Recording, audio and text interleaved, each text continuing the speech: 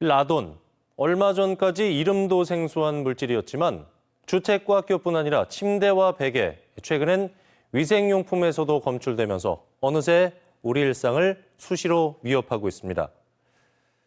라돈은 1급 발암물질로 땅속에서 스며나오는 자연 방사성 가스인데요.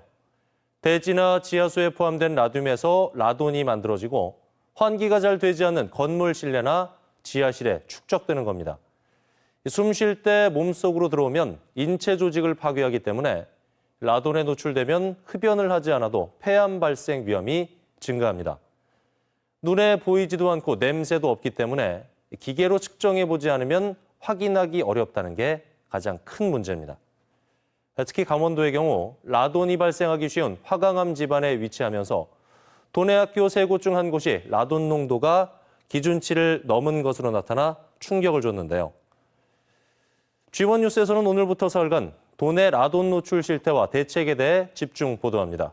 오늘은 첫 순서로 라돈이 초과 검출돼 파장이 일었던 도내 학교들은 이후 어떻게 관리되고 있는지 백혜원 기자가 취재했습니다.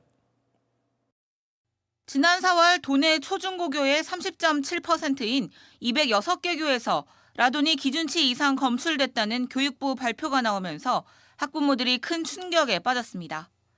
이 중 절반이 넘는 140개 학교가 초등학교로 기준치 초과 전국 상위 10개 학교 중 무려 6곳이 도내 학교였습니다. 기준치를 초과한 전국 공립유치원 225곳 가운데 99곳도 강원도였습니다. 너무 놀랐어요. 이런 시골에서 라돈이 뭔지도 모르고 거기 살았는데 상상을 못했어요. 강원도교육청이 올해 6월부터 90일간 다시 라돈 농도를 조사했습니다. 도내 모든 국공립 단설 유치원과 초, 중, 고등학교가 대상이었습니다.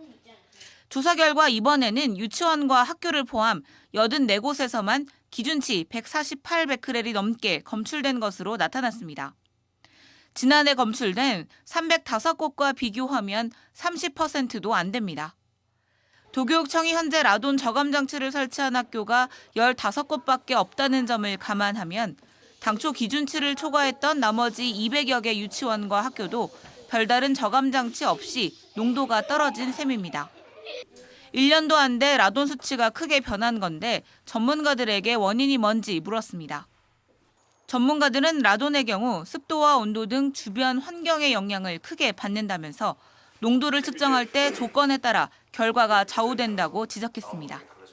이 공간 내에서 고농도의 라돈이 나왔고 그 다음에 또 한번 측정을 했을 때 저농도가 나왔다고 해서 이 공간이 안전지대다, 이 라돈이 많이 줄어들었다 이렇게 볼 수는 없습니다.